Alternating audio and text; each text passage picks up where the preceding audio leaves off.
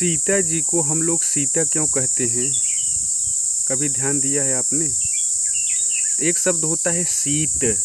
सीत मतलब होता है नोक। मतलब किसकी नोक? हल की नोक को हम लोग सीत कहते हैं, गांव में जाना जाता है सीत। तो सीता जी हल की नोक से, राजा जनक जो है जब अपने खेत में हल चला रहे थे तो उसी नोक से निकली थी, यानी जहाँ हल का नोक पड़ा था वहीं से निकली थी। इसीलिए सीता जी का नाम सीता कहा जाता है, क्योंकि वो हल की नोक से निकली थी। ऐसे ही सीता जी का नाम होता है, जैसे उनको उर्विजा भी कहते हैं। उर्वी मतलब होता है पृथ्वी, और पृथ्वी से ज मतलब जन्म लेने वाली, यानी जो पृथ्वी से जन्म ले वो उर्विजा यानी सीता। ऐसे ही सीता का एक नाम होता है अवनिजा।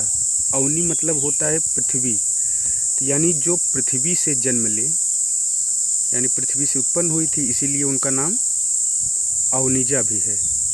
एक सीता जी का नाम है भौमी। भौमी इसलिए है क्योंकि भूमि से उत्पन्न होने वाली हैं, इसलिए इनका एक नाम भौमी भी है। सीता जी को हम लोग क्षितिजा भी कहते हैं। क्षिति मतलब होता है पृथ्वी, और पृथ्वी से जो जन्म ले, यानी क्षिति से जन्म लेने वाली सीता हैं, यानी क्षिति मतलब पृथ्वी, ज मतलब जन्म लेने वाली, क्षितिजा।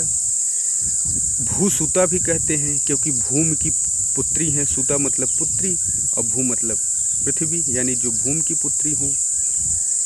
उनको लाक्षकी भी कहते हैं सीता जी को। योजन गंधा भी एक उनका नाम है। योजन गंधा भी सीता का काफ़ी प्रसिद्ध नाम है। एक नाम सीता का है अयोनिजा, यानी जो बिना योनि के पैदा हुई हों। अयोनि मतलब जिनके पैदा होने में योनि का कोई हाथ ना रहा हो, तो यानी इसीलिए उनका एक नाम अयोनिजा है। उनको अवनी सुता भी कहते हैं। अवनी मतलब पृथ्वी और सुता मतलब पुत्री, के अवनी सुता, अवनिजा, ये सब सीता के नाम हैं।